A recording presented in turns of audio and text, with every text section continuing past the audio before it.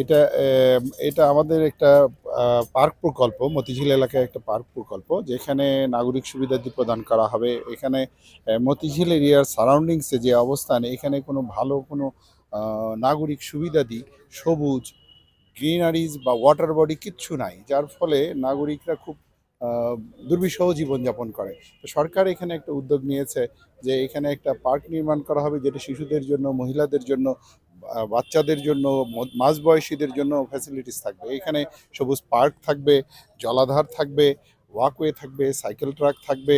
হ্যাঁ, সব কিছু মিলে একটা প্রকল্প হবে। সেই জন্য আমরা 24 সাল থেকে এই প্রকল্পটা শুরু হয়, 27 সালে জুন মাসে এই প্রকল্পটা শেষ হয়ে যাবে। এবং এই প্রকল্পের মোট এরিয়া হচ্ছে 11.88 একর।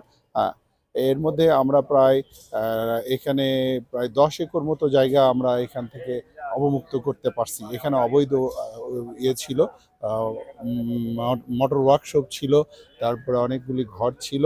তো এইগুলি সব সরাই আমরা প্রায় 10 একর, এখন প্রায় 1.88 একর জায়গা এখন আছে আপনার বেশ কিছু প্রতিষ্ঠানের ইয়েতে, সরকারি প্রতিষ্ঠান এবং বেসরকারি প্রতিষ্ঠান মিলে আছে।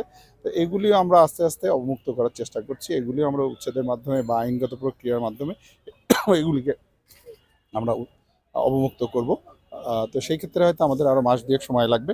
আর আমরা প্রকল্পটা হয়তো জুন মাসের মধ্যে ইনশাল্লাহ শেষ করে ফেলবো। এখানে বাংলাদেশ আর্মিকে দেওয়া হয়েছে, আর্মি কাজ করছে, আপনারা দেখতে পাচ্ছেন।